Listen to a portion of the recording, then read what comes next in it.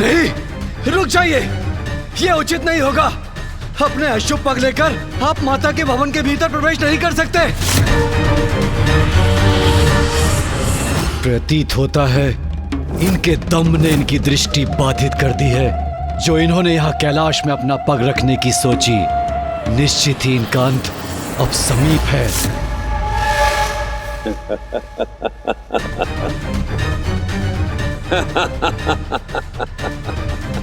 विनाश होगा इस दुष्ट का, सर्वनाश होगा।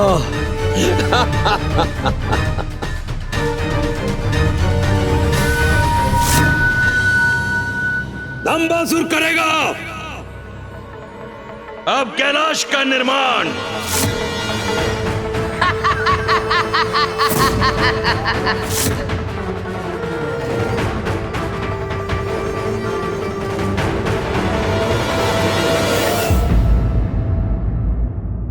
हर हर महादेव, हर हर महादेव, हर हर महादेव, हर हर महादेव, हर हर महादेव।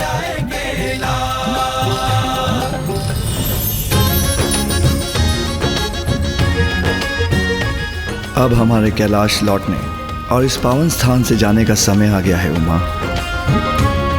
माँ के साथ पुनः कैलाश लौटना सबसे सुखमय क्षण होगा।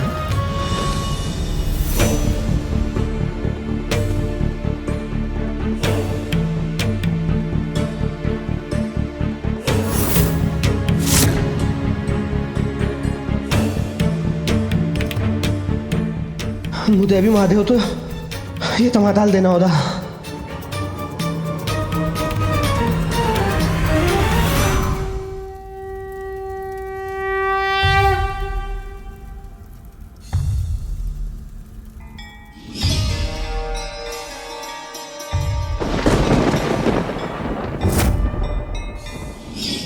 आज से इस पुण्य स्थान का नाम होगा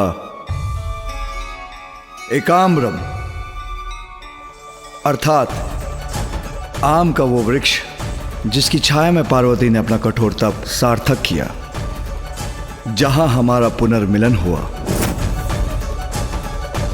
मेरे और उमा के विवाह के इस शुभ दिवस और इस पावन स्थान का महत्व काल कालांतर तक स्थापित रहेगा।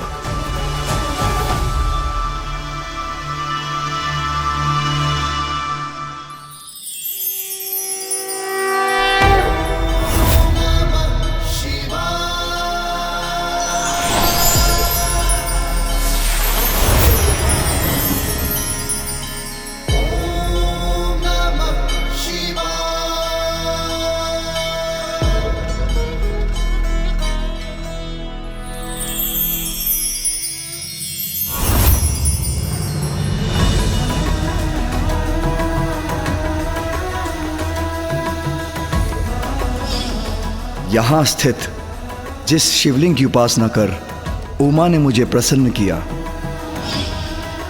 वो भविष्य में एकाम्रेश्वर शिवलिंग के नाम से प्रतिष्ठित होगा।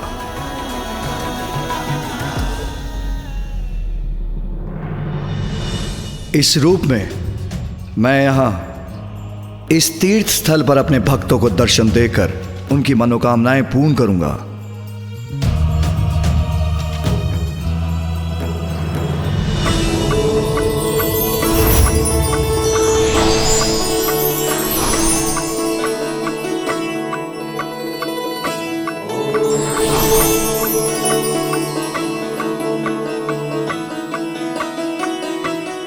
महादेव ने यहाँ स्वयं को एकाम्बरेश्वर नाम से स्थापित करने का निर्णय लिया है, तो मैं आप सभी से भी यहाँ विद्यमान होने का अनुरोध करती हूँ।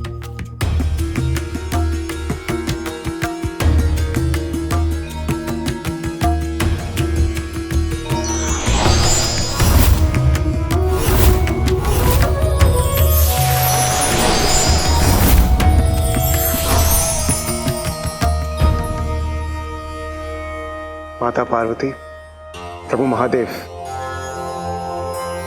ये हमारा सौभाग्य है जो आपने अपने इस दिव्य विवाह का हमें साक्षी बनने का अवसर दिया और इस पावन स्थान पर हमें आपके साथ स्थापित होने का अवसर देकर आपने हम पर पुनः कृपा की। इसलिए जो भी भक्त अपनी मन में पूरी भक्ति के साथ यहां आएगा, उसे आपके साथ साथ हमारी भी कृपा की वर्षा प्रदान होगी।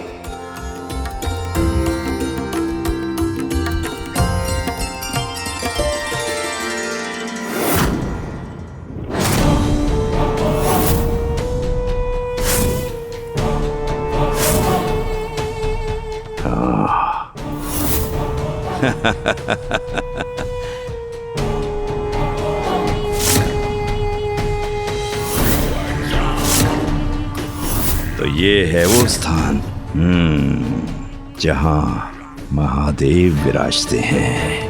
अब ये मेरी मुट्ठी में होगा। महादेव बहुत विराज लिया आपने यहाँ, अब मेरी बारी है। अब कैलाश पर मेरा अधिकार है, मेरा अधिकार। अब भगवान के इस निवास पर वास होगा हम असुरों का, और आज से हम होंगे यहाँ के भगवान। जो करेगा अपने असुर साम्राज्य का विस्तार इसी कैलाश से। कैलाश राज दंबासुर जी की, कैलाश अधिपति दंबासुर जी की, महान दंबासुर दंबासुर जी की।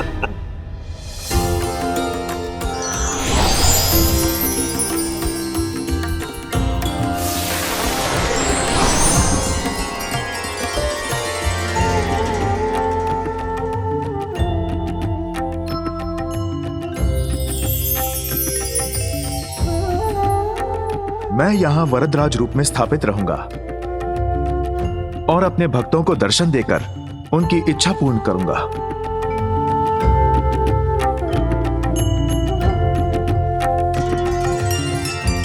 पुत्र गणेश, पुत्र कार्तिकेय, तुम दोनों का भी इस स्थान पर स्थित होना अनिवार्य है।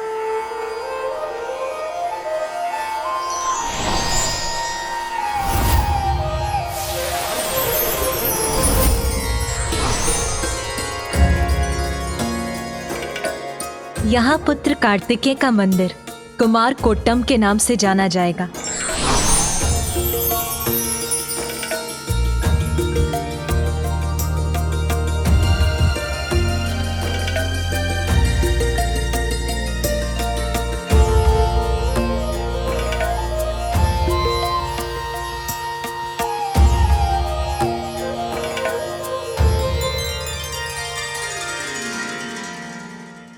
अब एकांबरेश्वर मंदिर पूर्ण रूप से स्थापित हुआ।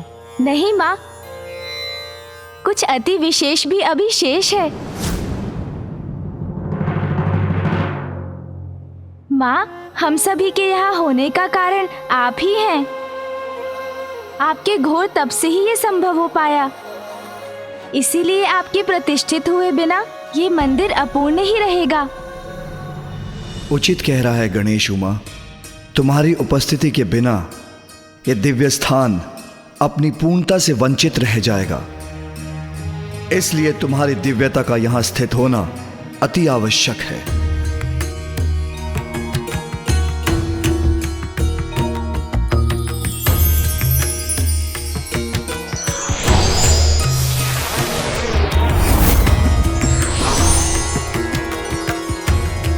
उमा, तुम्हारा यह भव्य मंदिर कांची कामाक्षी के नाम से विख्यात होगा।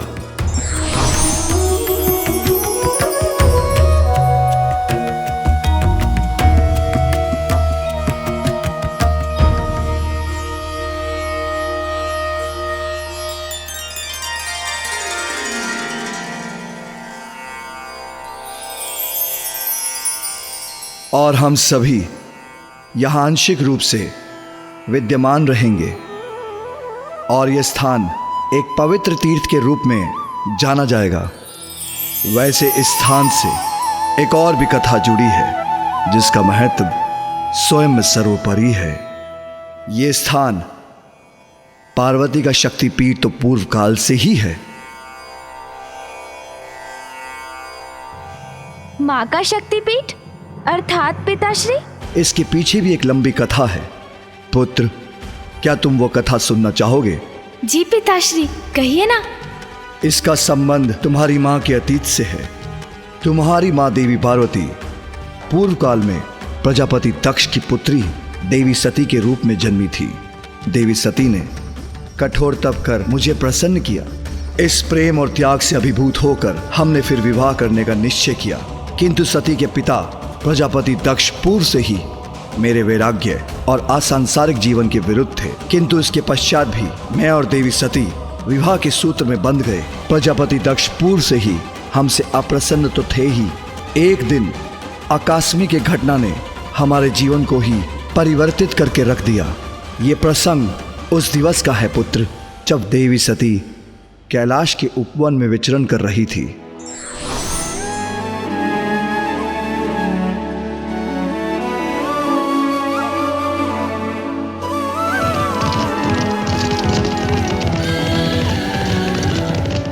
किसके रथ की ध्वनि है ये?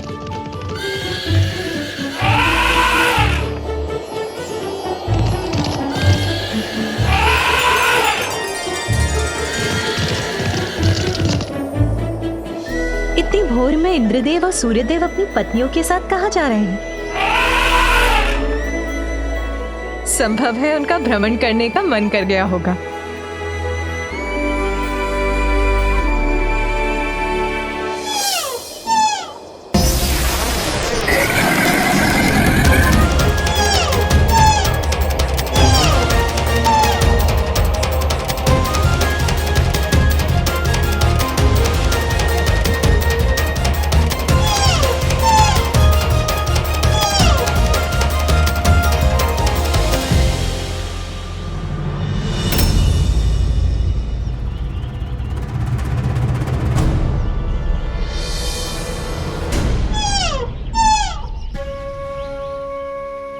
देवी रोहिणी ने मुझे देखकर भी अनदेखा क्यों कर दिया?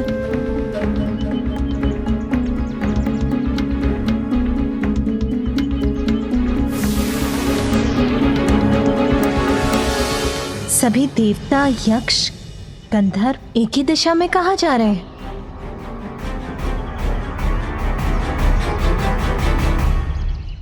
नंदी जी, आज कहीं कोई भव्य उत्सव का आयोजन हो रहा है क्या, जहां सभी जा रहे हैं? सत्य कहूं भी तो कैसे माता, पर असत्य आपसे कह नहीं सकता।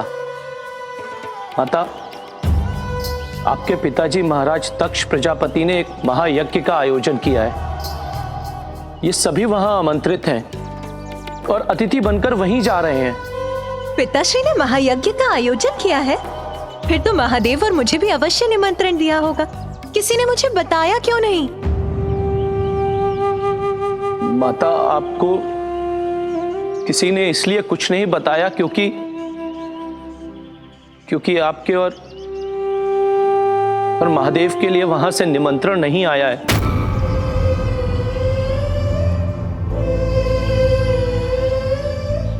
हाँ, तो ये भी उचित है। पिताश्री को अपनी पुत्री को बुलाने के लिए निमंत्रण भेजने की क्या आवश्यकता है? पिताश्री के महायज्ञ में जाना तो पुत्री का कर्तव्य होता है। मुझे महादेव से बात करनी होगी। हमें शीघ्र प्रस्थान करना चाहिए। माता सुनिए, माता।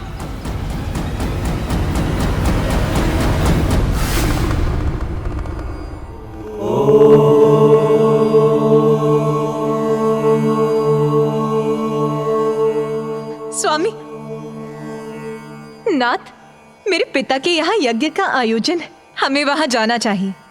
नहीं सती, बिना निमंत्रण कहीं भी जाना अहित को आमंत्रण देना है।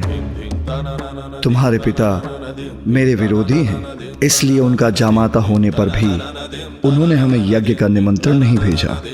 और जहां आपका स्वागत ना हो वहां जाना अनुचित है उमा, और उचित यही है कि वह अपना यज्ञ शांतिपूर्वक कर सके। मेरे पिता का निवास मेरा निवास है, वहां जाने के लिए निमंत्रण की आस लगाना अनुचित है, अनावश्यक है। स्वामी, पिताश्री के यज्ञ में सभी उपस्थित होंगे। उस विशाल सभा में सभी से भेंट करने का अवसर प्राप्त करने का आनंद आएगा। इसीलिए मेरा आपसे निवेदन है, आप भी चलिए वहां। सती, जो बिना बुलाए कहीं जाते हैं वो अनादर के पात्र बनते हैं। ऐसा अनादर जो मृत्यु से भी अधिक कष्टदायी होता है। अनादर कैसा स्वामी? अपने पिताश्री की सभी संतानों में उन्हें सर्वाधिक प्रिय मैं ही हूँ। आप उन्हें बिना समझे हट कर आए। क्या संभव है आप आमंत्रण नहीं प्राप्त होने को अपना अनादर समझ बैठे हैं? सती, तुम्हारा पति हूं मैं और तुम्हें समझाना मेरा कर्तव्य है कि यदि यज्ञ में वो हमारी उपस्थिति नहीं चाहते हैं तो हमें तुम्हारे पिता की इच्छा का मान रखना चाहिए। मेरे पिता की इच्छा स्वामी? हाँ सती, हमें वहां देखकर उनका क्रोध जागृत होगा और क्रोध से उनका यज्ञ असफल होगा।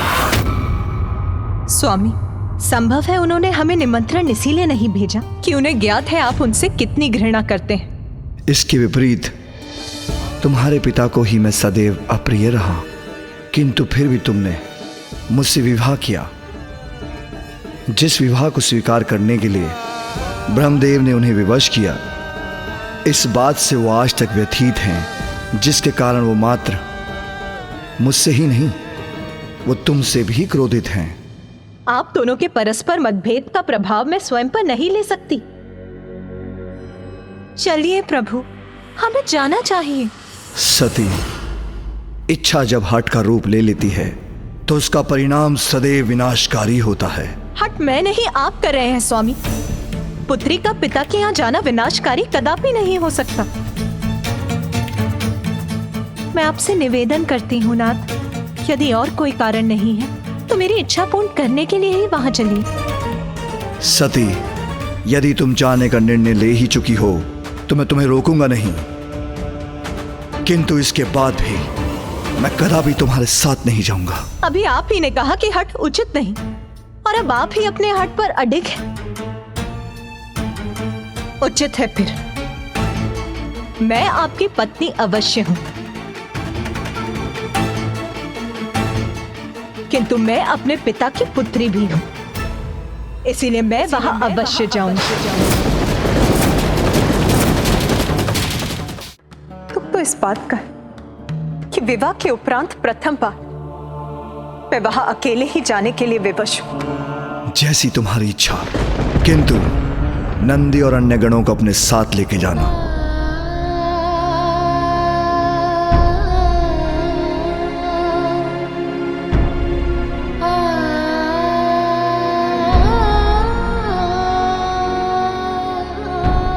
एक बार पुनः विचार कर लीजिए प्रभु।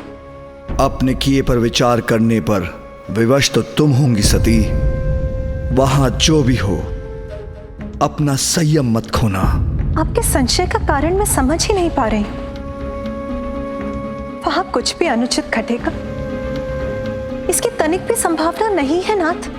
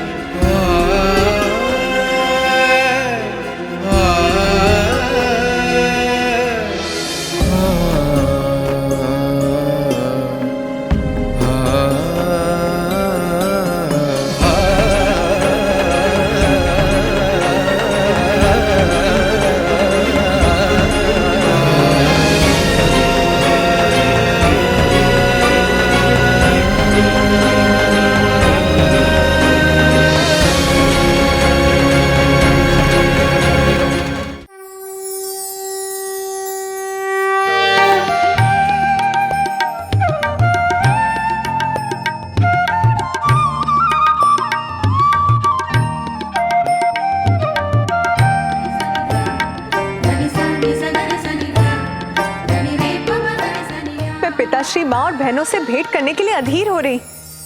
आप यही प्रतीक्षा कीजिए, मैं भीतर जाती हूँ।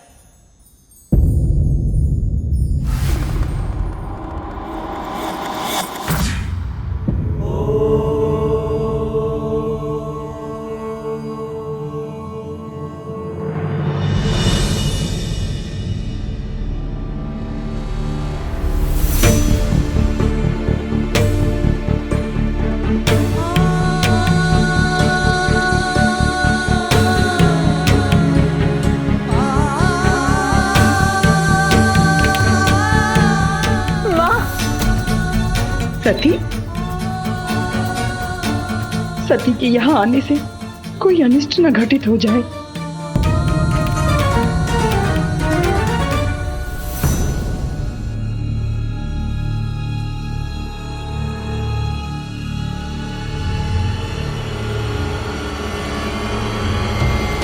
ये सभी मेरी अवहेलना क्यों कर रहे हैं?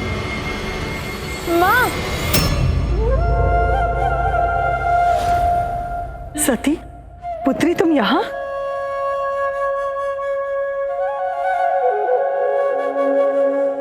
माँ, पिताश्री कहाँ?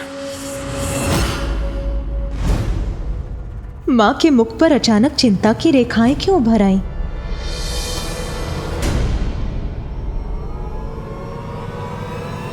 पिताश्री!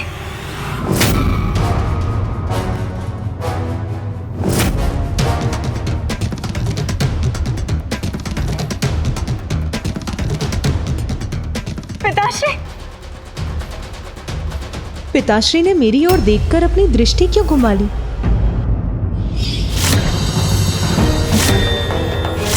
पिताश्री के मुख पर आए इस दुखद भाव से प्रतीत होता है कि अवश्य ही वहाँ कोई अप्रिय घटना घटी होगी। व्यक्ति को अपने स्वाभिमान की रक्षा अवश्य करनी चाहिए,